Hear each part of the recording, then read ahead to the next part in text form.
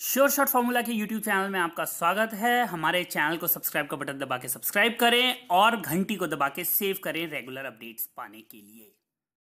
सरस्वती नमस्तुभ्यं वरदे काम रूपिणी विद्यारंभम करिष्यामि सिद्धिर्भवतु मे सदा। ओम जय मां सरस्वती। नमस्कार दोस्तों, sureshotformula.com में आपका स्वागत है और आप हमारा यूट्यूब चैनल देख रहे हैं। 30 जुलाई 2020 का दिन है, रात के 9:15 हो रहे हैं।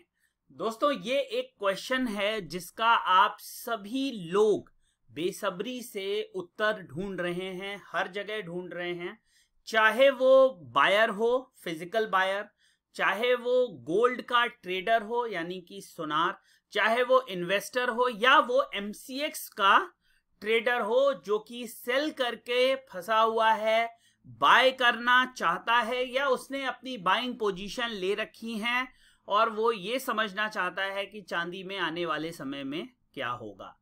दोस्तों, एग्जैक्टली अगर मैं कहूं कि क्या फिर 40,000 आएगा सिल्वर, या इसका मतलब है यहां से लगभग 23-24 हजार पॉइंट नीचे सिल्वर जाएगा, तो आज के समय में जिससे भी आप पूछेंगे उसका जवाब नहीं में होगा कि ये इम्पॉसिबल है। लेकिन फिर जब आप उसको मार्च का चार्ट दिखाएंगे, जब मार्च में सिल्वर 34,000 33,700 के लेवल तक आ गया था और कहेंगे कि क्या मार्च में खड़े होकर ये लगता था कि चांदी कभी 40,000 भी जाएगा, 45,000 भी जाएगा, तो उस व्यक्ति का मुंह वहां पर बंद हो जाएगा। कोई भी जवाब वो आपको या कोई भी नहीं दे पाएगा।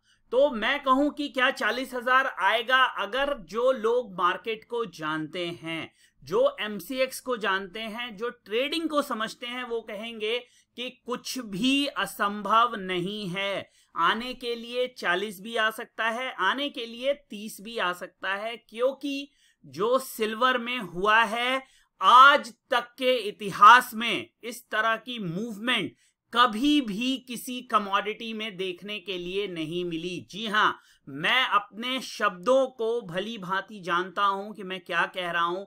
जिस तरह की मूवमेंट सिल्वर में पिछले 4 महीने के अंदर देखने के लिए मिली है, उस तरह की मूवमेंट न भूतो न भविष्यति। स्टॉक्स में होता है ऐसा, लेकिन कमोडिटी मार्केट के इतिहास में ऐसा कभी नहीं हुआ है जब कोई कमोडिटी मात्र 4 महीने के अंदर दुगनी हो गई है। दुगनी मतलब लगभग 33,700-800 का लो था सिल्वर का, वहां से 67,456 का हाई चांदी ने लगाया। अब ये जो सवाल है 40,000 आएगा, ये हम इसको कैसे समझें, क्या सही तरीका है? देखिए, कोई भी मार्केट जब ऊपर की तरफ चलती है तो वो रेजिस्टेंसेस ब्रेक करती हुई जाती है और सपोर्ट को होल्ड करती हुई जाती है। ये किसी दिन मैं एक्सप्लेन करूंगा आपको, और मैंने पिछले वीडियोस में भी एक्सप्लेन किया हुआ है। वैसे ही जब मार्केट नीचे आती है तो जो रेजिस्टेंसेस होते हैं वो सपोर्ट्स में तब्दील हो जाते हैं। मतलब अब जब उसको नीचे जाना है, जैसे 33,700 से 67,400 तक, 500 तक मार्केट आई। अब जब 67,500 से उसको अगर 33,700 जाना है तो वही लेवल्स जो रेजिस्टेंस थे वो अब सपोर्ट में कन्वर्ट हो जाएंगे और मार्केट्स को एक एक करके मार्केट को उन सपोर्ट्स को ब्रेक करना पड़ेगा अपनी इस जर्नी को कंप्लीट करने के लिए। तो मैं, अगर आप मुझसे एक थियोरेटिकल आंसर चाहते हैं, अगर आप मुझसे एक अनबायस्ड आंसर चाहते हैं, तो मैं कहूंगा बिल्कुल आ सकता है। 40,000 बिल्कुल आ सकता है। अब आप कहें कि आज के सिचुएशन में वो कौन से इंपॉर्टेंट चीजें हैं जो सिल्वर को नीचे लेके आएंगी। देखिए, जब भी कोई कमोडिटी या स्टॉक मूव करता है तो उसका मूवमेंट कभी भी इरेक्शनल नहीं होता। इरेक्शनल मतलब वो एक तरफा सीधा मूवमेंट नहीं होता। आप इतिहास में जाइए, कोई भी कमोडिटी उठाइए, कोई भी स्टॉक उठाइए जो एक तरफा बहुत तेजी से नीचे या ऊपर की तरफ गया हो, वो लेवल्स सस्टेन ज्यादा लंबे समय तक नहीं करते। जैसे 48,000 से चलते चलते चांदी एकदम से 33,700 पहुंच गई और उस समय 28,000, 24,000, 18,000 तक की बातें चांदी के अंदर होने लगी थी। इवन गोल्ड से भी चांदी लगभग 5 से 6,000 पॉइंट डिस्काउंट में चली गई थी, जो आज तक कभी भी नहीं हुआ था। तो वो मूवमेंट भी सस्टेनेबल नहीं थी, बिकॉज वो प्राइस डिस्कवरी नहीं थी, वो स्पेक्यूलेशन था। आज जब सिल्वर 33,700 से 68,000 के आसपास यानी 67,500, 67,456 आ गया, तो वो मूवमेंट भी प्राइस डिस्कवरी नहीं है, बल्कि कई ऐसे फैक्टर्स हैं, स्पेक्युलेटिव, शॉर्टर्स का बहुत तेजी से मार्केट में आना, कुछ ऐसे फैक्टर्स हैं, those are beyond fundamentals. Fundamentally अगर आप सिल्वर के प्राइसेस देखेंगे और उसको आप देखिए, आज के डेटा पॉइंट्स के हिसाब से आप प्राइसेस को मत समझिए। डेटा पॉइंट्स हमेशा आप वो यूज करिए जो न्यूट्रल थे। न्यूट्रल मतलब जब मार्केट ट्रेड होती थी on the basis of fundamental. जब वो 33,700 गया था तब भी प्राइसेस जस्टिफाई नहीं थे, that was not at par with the fundamentals. और आज जब ये 67,500 के पास आया है तो भी प्राइसेस आर नॉट जस्टिफाइड। तभी आप देखेंगे कि 10% की मूवमेंट, सिल्वर ने 67,500 का हाई बनाया और सेम डे में हमें 61,500 के आसपास का लो बनता हुआ भी सिल्वर में दिखाई दिया। कल के कल मैं बात करूं तो हाई, और कल या परसों हाई और लो हमें बनता हुआ दिखाई दिया। तो अब हम जरा ये समझते हैं चार्ट पे कि सिल्वर के लिए कौन से इंपॉर्टेंट रेजिस्टेंस हैं, कौन से इंपॉर्टेंट सपोर्ट्स हैं, कौन से वो सपोर्ट्स हैं जिनको तोड़कर चांदी यहां तक आई है, और कौन से इंपॉर्टेंट सपोर्ट्स हैं जिनको तोड़कर चांदी वापस नीचे जाएगी, कौन से इंपॉर्टेंट रेजिस्टेंस हैं जिनको तोड़कर चांदी यहां तक आई है। दोस्तों, सबसे पहले वीडियो को आगे बढ़ाने से पहले मैं आपको हिस्ट्री में लेके चलता हूं और ये जो लेवल है इसकी इंपॉर्टेंस को समझाने की कोशिश करता हूं। ये जो सिल्वर ने हाई बनाया है 67,500 के आसपास, ये हाईएस्ट लेवल है कब, अगर मैं एग्जैक्ट बात करूं तो 2011 के बाद हमें ये लेवल कभी भी चांदी में देखने के लिए नहीं मिला। अब जरा आप एक इंपॉर्टेंट चीजें देखिए, जब भी इस तरह की स्पाइक मार्केट में आती है, देखिए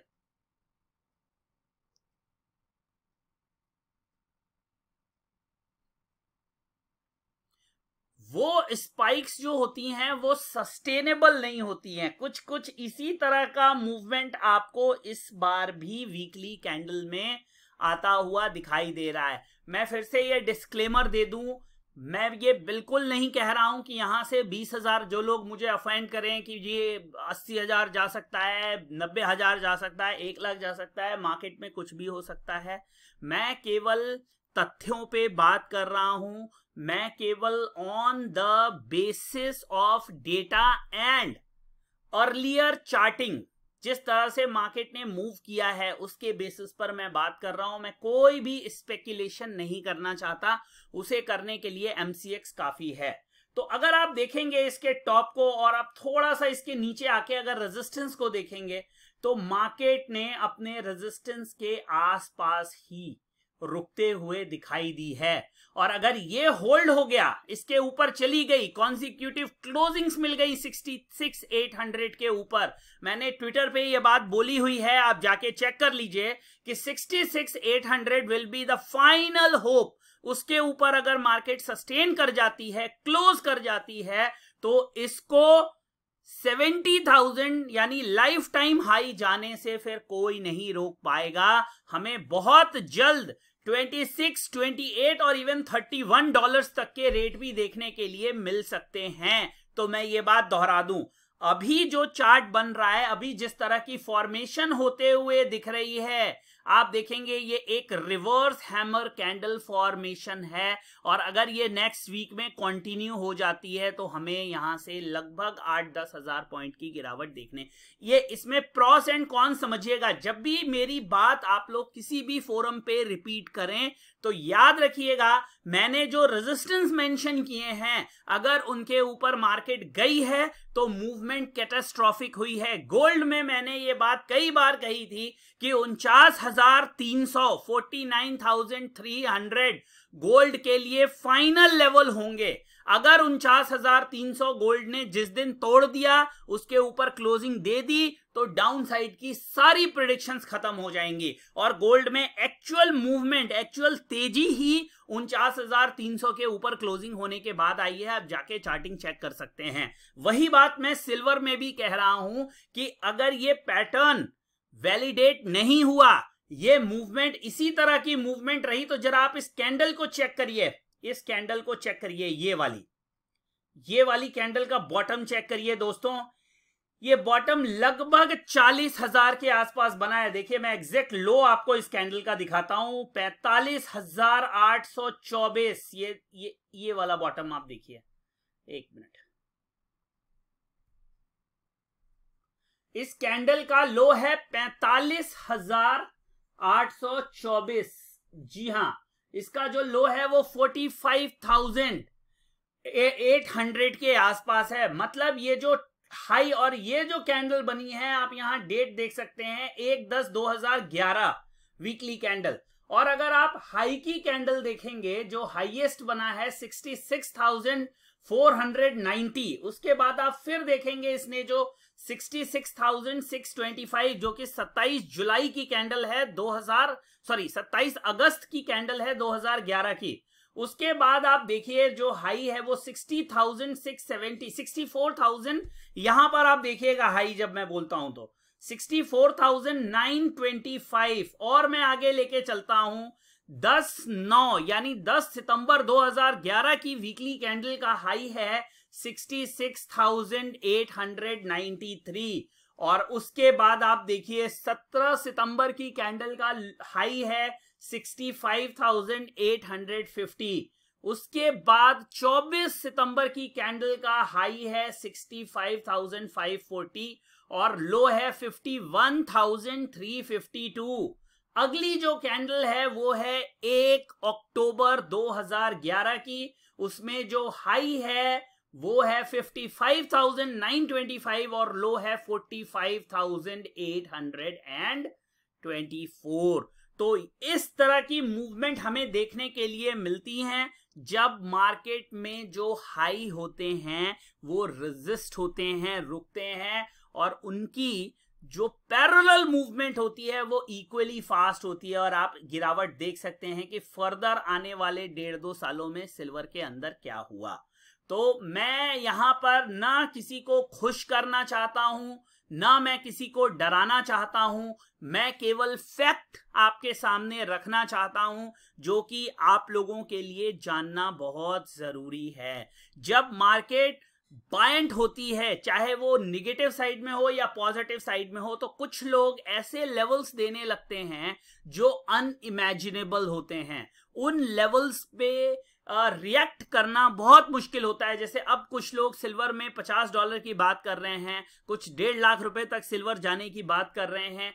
इस तरह की बातें करना बेसलेस है। हाँ, जब वो लेवल्स टूटते जाएंगे तो नेक्स्ट लेवल, जैसे जब 100 दरवाजे होते हैं तो डायरेक्ट 100वें दरवाजे के पार की बात करना बेवकूफी दर्शाता है। हमें एक एक दरवाजे के पीछे क्या है और दूसरे दरवाजे को कैसे खोलना है, और वो खुलेगा तभी हम तीसरे दरवाजे पर पहुंचेंगे। उसी तरह से हमें 1 by 1 रेजिस्टेंस की बात करनी है। हमें सीधे 100th लेवल की बात नहीं करनी है, टॉप की बात नहीं करनी है। पेपर पे कैलकुलेशन करना बहुत आसान होता है, मार्केट में मूवमेंट होना बहुत मुश्किल होता है और वो बहुत फैक्टर्स पे डिपेंड भी करता है। तो मुझे ये लगता है कि जो हाई सिल्वर ने बनाया है, अगर वो हाई रिस्ट्रिक्ट हो जाता है, रेजिस्ट हो जाता है, वहां पर सिल्वर रुक जाती है। वीकली वहां पर कैंसिलेशंस मिलती हैं सिल्वर को। जैसे आपने ये 3-4 कैंडल देखी होंगी, ये पूरी कैंडल्स में 66,600 एक लेवल रहा है जहां पर सप्लाई अच्छी खासी आती हुई दिखी है। और जब ये क्लियर हो गया कि ये लेवल ब्रेक ऑफ नहीं होगा तो आप देखेंगे कि किस तरह का सेल ऑफ। इवन इससे पहले जब 70,000 मार्केट गई थी, आप ये वाली कैंडल को देखिए जो 23 अप्रैल 2011 की कैंडल है, 71,034 का हाई है। उसके बाद आप लो देखिए मार्केट का, आपको खुद अंदाजा हो जाएगा 51,000। और एक फाइनल अगर आप लो देखें, मैं आपको दिखाना चाहूंगा, ये 49,751 का लो है, 49,538 का लो है। तो मार्केट में आने वाले समय में आपको बॉयंट मूवमेंट देखने के लिए मिलेंगी, मतलब 3,000-5,000 पॉइंट की मूवमेंट सिल्वर के लिए कुछ टाइम तक नॉर्मल मूवमेंट कही जा सकती है। इस चीज को आप याद रखिए। कुछ जो चार्ट फॉर्मेशन है वो हमें पिछली बार की तरह होता हुआ दिख रहा है। बस ये थी कि जो रैली थी वो कुछ टाइम में हुई थी। देखिए दोस्तों, ये एक्चुअल रैली स्टार्ट हुई थी 23,000 के आसपास से, इस वाली कैंडल से, और ये हुई थी 2010 में। इसको पूरा होने में लगभग 1 साल लगा, लेकिन इस बार ये जो काम है वो 2 या 3 हफ्तों में ही हो गया। और ये पूरी मूवमेंट लगभग 30,000 पॉइंट की, इसको होने में 30,000 पॉइंट भी ना कहूं मैं, लगभग 33-34,000 पॉइंट की मूवमेंट मात्र 4 महीने में हो गई। और उसमें से भी ये 2 बिगेस्ट कैंडल आप देख सकते हैं। ये बिगेस्ट कैंडल अगर कहें तो ये और ये दोनों जो मेजर मूवमेंट हुई है वो इन 2 कैंडल्स में हुई है। तो मेरा जो जवाब है, मेरी जो एनालिसिस है, मेरा जो कहना है वो यही है कि सिल्वर में इस समय अगर हो सके तो दूर रहिए। सेलिंग पोजीशंस अगर हैं आपके पास तो आपके स्टॉप लॉसेस बहुत क्लियर होने चाहिए।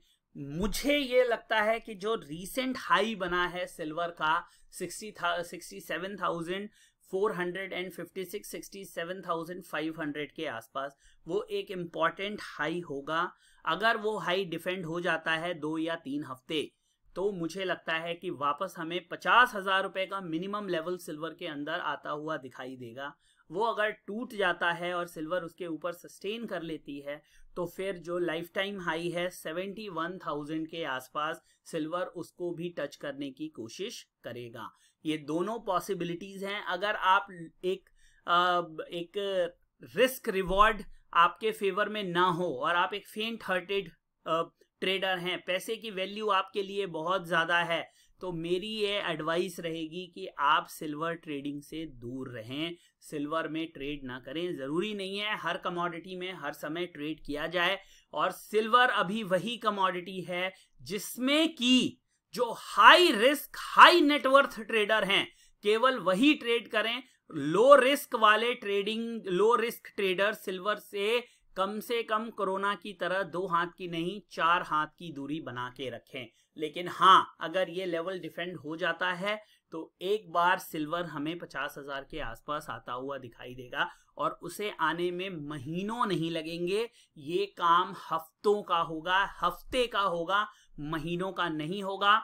पॉइंट मूव्स हमें सिल्वर में आते हुए दिखेंगे जो बहुत बड़े बड़े ट्रेडर्स के पेशेंस को भी टेस्ट करेंगे आने वाले समय में। यह है मेरी सिल्वर पर एनालिसिस। मैं उम्मीद करता हूं बहुत से लोग जो मेरे वीडियो का वेट कर रहे होंगे पिछले कई हफ्तों से, क्योंकि सिल्वर के ऊपर मैंने पूरी मूवमेंट को वॉच किया, समझा। कई मूवमेंट्स ऐसी हुई दिन की सिल्वर में जो कि समझ से परे थी। 3-3 हजार 4-4 हजार पॉइंट की ओपनिंग सिल्वर के अंदर मिली है, 2,000-2,500 पॉइंट की ओपनिंग मिली है, 6-6 हजार 7-7 हजार पॉइंट की इंट्राडे मूवमेंट हमें सिल्वर के अंदर आते हुए दिखाई दी है। वो कई बार आपकी समझ से परे हो जाता है। बुद्धि ईश्वर ने लिमिटेड दी है सबको, मुझे भी दी है, और वही वजह थी कि मैं सिल्वर को क्लोजली ऑब्जर्व कर रहा था। मैं कोई भी अननेसेसरी पोजीशन सिल्वर के अंदर नहीं लेना चाहता,